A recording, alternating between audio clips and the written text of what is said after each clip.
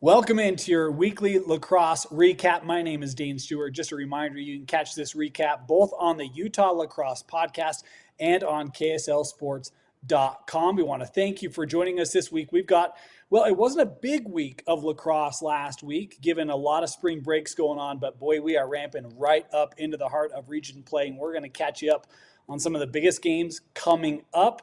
Going to be a fun episode. Thanks for joining us. Let's dive right into our opening face-off, brought to you by Heidemann and Associates. If you have any legal needs, give the experts at Heidemann Associates a call at 801-472-7742.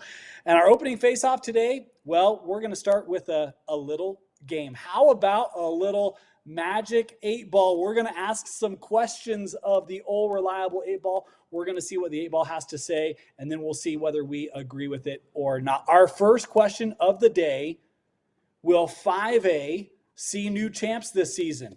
Of course, a reminder, last year, 5A was swept by Park City, the 3 seed in both the girls and the boys, defeating the top seed Olympus Titans in both the boys and the girls. And so will 5A see new champs? Our Magic 8 Ball says, ask again later. That's not very helpful, 8 Ball. We're going to give it a couple seconds. We're going to try this again. Reply hazy. Try again. Our Magic 8 Ball, it still must be caught off a spring break. Come on. Outlook good. So the Magic 8 Ball predicting new state champs in 5A this year in at least boys or girls. And I have to say, when you look at 5A this year, I think I agree. You look at the starts, especially in Region 6, Highland undefeated, Skyline, West Jordan. We've seen Brighton. Olympus is super strong. We talked about the loss that they have out of state, but they are scoring in bunches. I like the chances on the girls' side of potentially seeing a new state champion in 5A. And on the boys' side, look, just as similarly, I think Olympus boys have looked really strong. Brighton had that big win over Corner Canyon. I think there's good potential that we see new state champions in both 5A for boys and girls. Our next question: will there be an undefeated girls team this year? Of course, you look at how the season has started on the girls' side. We have a lot of undefeated teams remaining. You have Riverton at the time of recording still undefeated, sitting at 5-0. Woods Cross off to their hot start at 6-0. We mentioned Highland, Skyline, West Jordan, all undefeated at the time that we're recording this. Payson undefeated. And how about the Bear River Bears? Of course, that program's been so good for so long. And so will we see an undefeated girls team this season? The Magic 8 Ball says, without a doubt. I agree. I think one of these teams is going to go undefeated. Not to put any pressure on any of them. Bear River, they look nearly unstoppable as they enter region play. Watch out for the Lady Bears. I think good chance that you could see them go undefeated. So hard to do. Don't want to put that pressure on them. But Bear River off to a fantastic start. We might see a couple of others as well go undefeated over the course of the girls' season. If you have topics, questions you'd like us to ask the Magic 8 Ball next week, hit us up on social media, on Twitter or on Instagram at KSL Sports Rewind. You can also hit me up on Twitter at Dane_Stewart.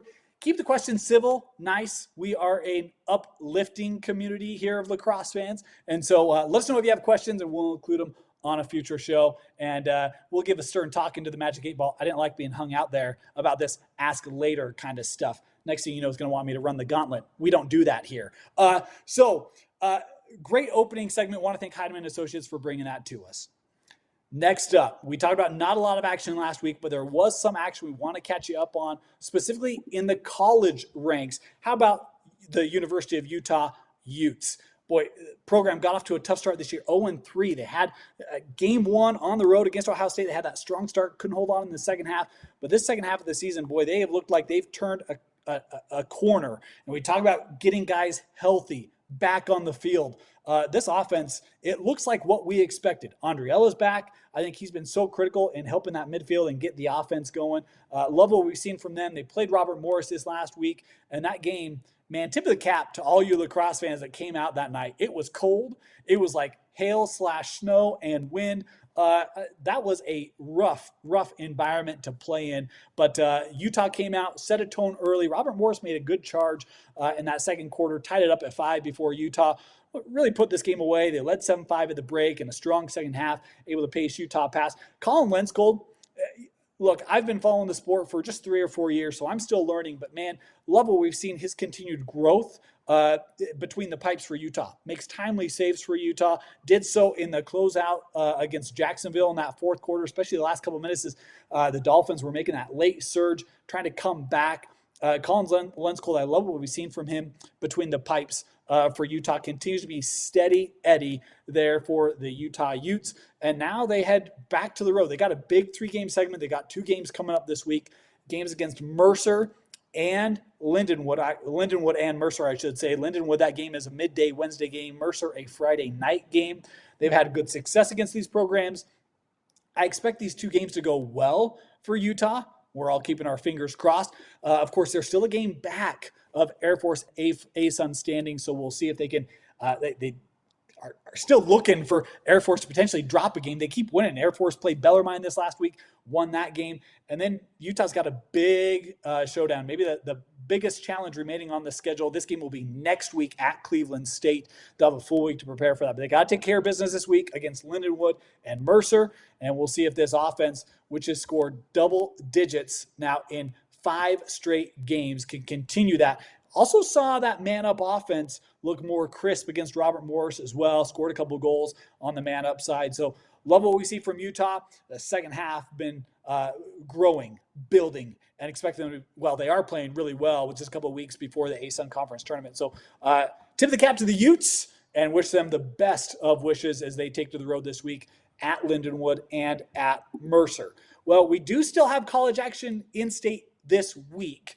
And how about the Westminster Griffins? Westminster has had a couple of really impressive wins in the conference play in the RMAC. It's not been against the toughest of teams. They've had solid results, but this week is going to be really pivotal for the Griffins as they get a chance to atone for their lone conference loss. They lost at Colorado Mesa a couple of weeks ago. They lost that game 13-12, and this week Colorado Mesa comes to town to take on the Westminster Griffins. It's going to be senior day at Dumke Field. This game is Saturday at 1 o'clock. There's no Utah game. Come on out and support Westminster. Let's help cheer on the Griffins to a big victory over the 16th ranked Colorado Mesa. And if they can get a win over this game, they would be tied atop their conference standing. So we're all Griffin fans this week. There's a lot of local products on that team as well. Come out, cheer on some of your favorite high school players over the last couple of years and the Griffins as they'll take on Colorado Mesa. And we're hoping for a big result for the Griffins at Dumke Field. Again, that game Saturday, 1 o'clock. Come on out and support your local college lacrosse teams. All right. We want to dive in now to high school action. We talked about last week. There were not a lot of games played, a lot of spring breaks going on in the state. We want to catch up. There were a couple of games of note that we want to talk about here, and then we'll preview some upcoming games as well as let you know where KSL Sports Rewind is going to be. We got a couple streams coming up for you this week on KSLSports.com. Let's start on the boys' side, and a game that we were looking at, we just couldn't quite make it happen. The Park City Miners, we talked about defending state champions in 5A, a great start for the Miners, and they came to take on the Bingham Miners. And this game, well, it was all Miners in the first half. See what I did there? Which one? It was Park City. What a start for Park City. 7-2, they had the lead over Bingham at the break. And you got to love the depth. Well, it depends on which side you're on. If you're a Park City fan, you got to love the depth of this offense. Reese Smith had a pair of goals. They had 8 players with just 1 goal.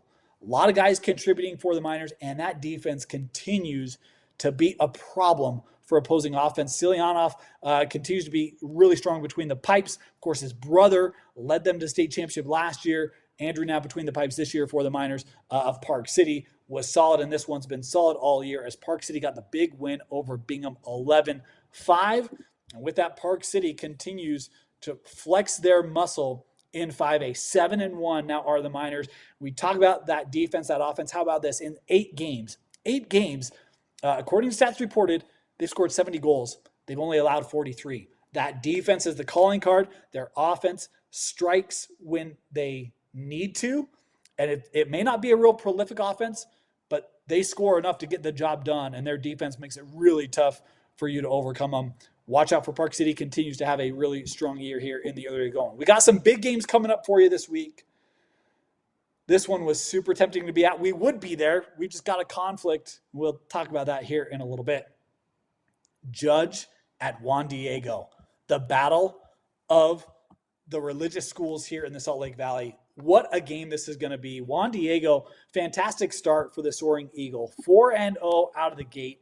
And for Juan Diego, you look at the offense this year, Wigden's been fantastic. 19 goals on the year. Schuler has 12. This Juan Diego team, this is going to be their toughest test of the season, taking on Judge Memorial. Lund has been solid between the pipes for Juan Diego. 646 save percentage this year for the Soaring Eagle. That's going to be tested because this Judge offense. We saw them make a big push last year. What a job they've done, this young coaching staff, really trying to build this program with youngsters, and you see them continue to mature and grow. Swanik, 17 goals this year. Jerome has 12 goals this year. Knight has been great for them in goal, and this group is maturing and quickly. I was talking with a member of that staff, said, look, this year we could win a state championship, and we're going to be strong for the next couple of years. Judge really feels like this is a program trending up and quickly, almost exponentially in 4A, and they've got a chance this week to make a statement in a key Region 10 game. Those are the two favorites in that Region 10, and two of the stronger records, at least, through non-conference of 4A. So I don't know that this is a state championship preview, but it's certainly teams you could see in a 4A postseason going head-to-head. Judge and Juan Diego. This game will be played at Juan Diego Friday night, 7 o'clock. That'll be a huge game. Come on out and support what will be a fantastic one from Juan Diego High School. We want to jump to some big 6A games coming up this week. Davis at Fremont. Oh, man, this one, we wanted to make this one work as well. Had a scheduling conflict. We couldn't get there. But, man, this one factors to be huge for Region 1. Two teams that come in both at 1-0 in region play. 8-2 on the year is Fremont. 4-1 on the year is Davis. And you look at this Davis offense, they've got good balance, good depth to it as well. Ashton Wood has 10 goals. Nick Johnson has made big-time plays for Davis in his career. He's got 10 goals, 18 total points on the year. And Hunter Keller has been great. 46 saves for Keller in just those 5 games for Davis. And he's going to have his hands full because we talk about Fremont and a group that returns multiple goal scorers that scored over 70 last year. Yeah, you heard that right. Multiple goal scorers that scored over 70 goals apiece last year in Searle and in Isaacson.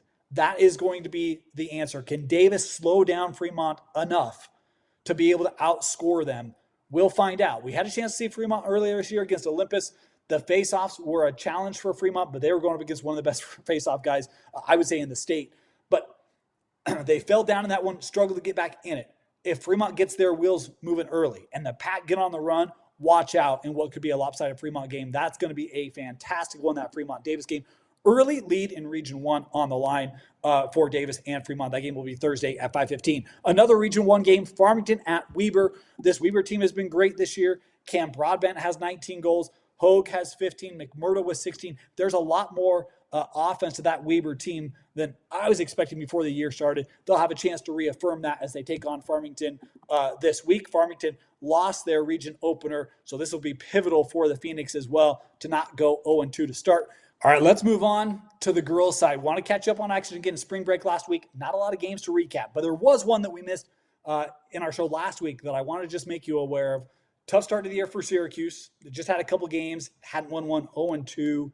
Weaver started off 5-0 on the year. They walk into the region opener. How about the stunner? Syracuse getting the 13-12 win over Weaver. Syracuse, congratulations, first win of the year. What a way to start region play. It wasn't that long ago. Syracuse had players that were just striking the back of the net at will. See if that can give them some positive momentum with region play now upon them. And Weaver, we're confident they'll bounce back from that one. But, man, that was one that jumped off the page. We didn't talk about it last week. Wanted to just make mention of it as Syracuse got that upset win early to start region play. All right, not a lot of games last week with spring break, but we did want to talk a little bit about one that was pivotal in Region 2. Mountain Ridge getting the overtime win against Harriman, 10-9. The Lady Sentinels get the job done. We had a chance to see this team earlier this year. You kind of knew Emery Clark was going to be a main factor of that offense. She was in this game as well. 5 goals for Emery in the win, 3 goals for Taya Chalk as Mountain Ridge was able to slip past Harriman in overtime. 8 of the 10 goals coming from the duo of Clark and Chalk. We expect to talk about that more as the year progresses.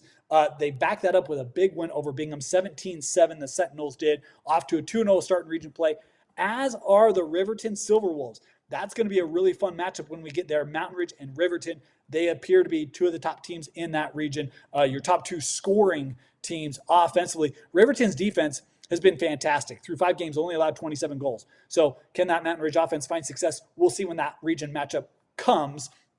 But a good way to start both of their region seasons at 2-0. Want to talk about games this week? We also want to let you know where we are going to be for our game of the week.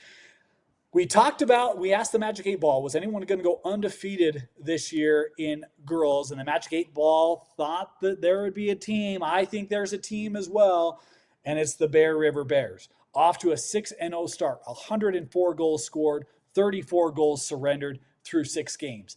That's a big differential. The offense continues to just light up every game for the Lady Bears. Mountain Crest off to a 3-2 start. Their goal differential, it's nearly even, 52-49, just a +3 for Mountain Crest. That defense is going to have to be ready to go against this prolific Lady Bear offense. Again, at the time of recording, this game hasn't been played. It'll be played Wednesday night at 5:30.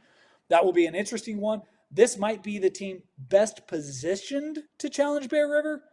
I don't know if they can beat Bear River. So we'll see if Mountain Crest can get this job done. But we'll learn a lot about this first matchup, Bear River at Mountain Crest. Another 4A game coming up for you. How about the start in Region 8 for Payson and Timpanogos? Timpanogos 6-1 on the year, 5-0 for the Lady Bulldogs of Provo. These two are of Payson, my apologies. 5-0 for the Lady Lions of Payson, 6-1 for the Timpanogos T-Wolves.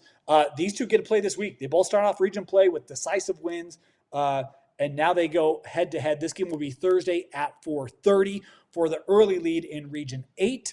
What should be a really, really fun matchup. You talk about for Payson, 19 goals this year for Morgan Jacobson. She's been great to lead the way offensively. And for Timpanogos, it's been Cecily Williams, 18 goals on the year. So 2 strong scorers going head-to-head in that Region 8. Can't wait for this one. It'll be a fantastic game for Timpanogos at Payson. Want to jump to 5A. We got some big 5A games coming up this week. We talk about some of the undefeated teams in 5A. Most of them living in Region 6. Highland, Skyline, West Jordan. Well, we should have asked the 8 Ball this question. Do any of them remain undefeated after this week? Because you've got a matchup. Let's start with this one. Highland at West Jordan. This game will be Friday night, 7:30.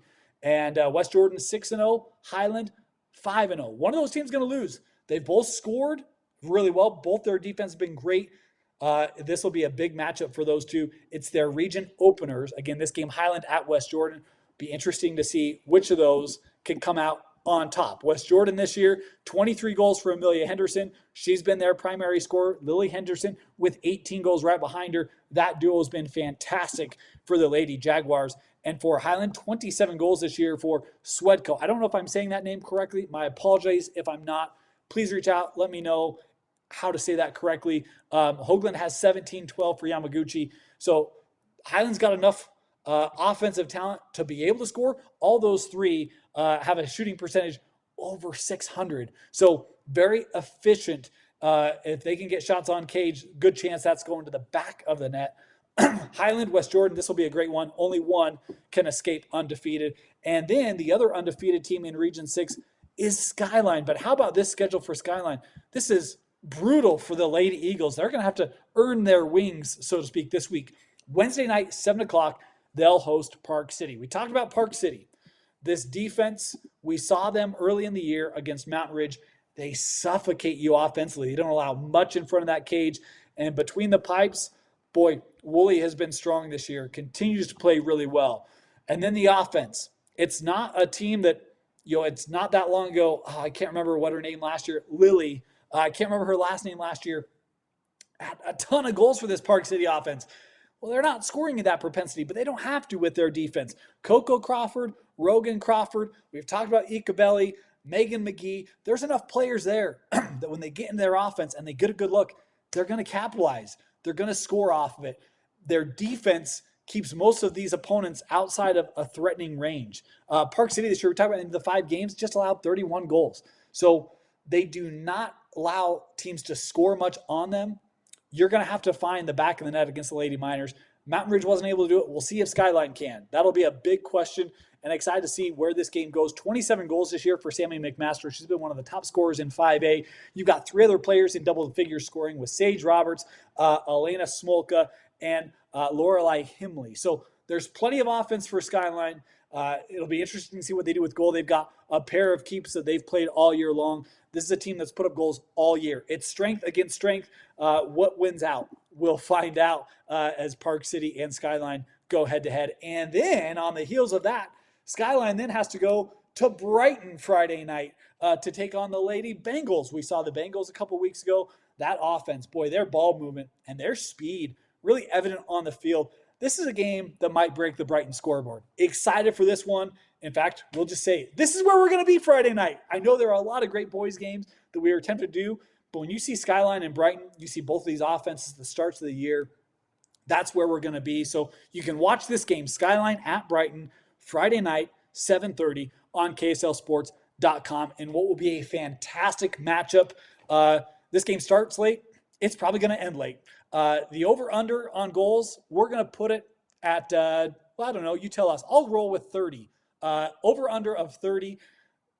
I expect there to be a lot of offense in this one. So this should be great. Skyline Brighton, again, you catch that Friday night, 7:30 on KSLSports.com for KSL Sports Rewind's game of the week. One more 6A game that we wanted to talk about this week in what will be, I think, a really fun way to not kick off, they've both played, but an early Region 3 matchup, and that is Skyridge hosting PG. Skyridge 5-1 on the year. Their only loss is within region play. PG 5-2 on the year. They're 1-0 in region play. These two teams battling for the early start or the early lead in Region 3 play. And this is one that I think is going to be a great battle. When you talk about what we've seen from PG and from Skyridge, 22 goals this year for Eliza Berg. They've got multiple others in double figures. Drew, Elcock, Smith, as well as Soltz. This is a PG offense that has been really, really strong to start the year. And for Skyridge, they probably don't have that depth of double figure scoring. Jameson's been great this year to lead the offense. Haas and Kelly as well. What wins out in this battle? Is it defense that is able to get the win? Both these two defenses don't allow a lot of goals either. So two teams very comparable when you look at scoring differential and when you look at total goals scored and total goals allowed. This is a great battle at the top of Region 3. I don't want to say a must-win for Skyridge because they're just a half game down of PG. But if you lose this game to PG and PG's 2-0 and Skyridge 1-2, there'd be a lot of ground to make up for the Falcons. So this, not necessarily a must-win, but a big game for Skyridge to keep at least even with some of the top teams in that region. Of course, Lone Peak, 2-0 in region play. You're defending 6A state champions. They're in it. This region really strong. Westlake, they were 5-1 to start the year, 0-2 to start Region 3 play. So there's a lot of quality teams in Region 3, but this PG and Skyridge battle is a great matchup this week. Again, that game is Thursday night, 5 o'clock, Pleasant Grove at Skyridge in Region 3. Oh, it was tough being off last week, not having a lot of games to cover. We are so excited to be back. Want to thank you for joining us here for your lacrosse recap. Again, you can catch this on the Utah Lacrosse Report podcast, as well as on KSLSports.com. We've got interviews set up coming to you next week. We're going to bring insights from coaches in upcoming videos. Make sure you follow us. Subscribe to this podcast. Check us out on KSLSports.com as we'll bring you these podcasts, these interviews, these recaps every week from now through the rest of the year as we'll take you all the way to state championships on KSLSports.com and on the Utah Lacrosse Podcast. For Vince Francis, my name is Dane Stewart. Thank you for joining us, and we look forward to catching up with you next week on all the great lacrosse action happening through the state.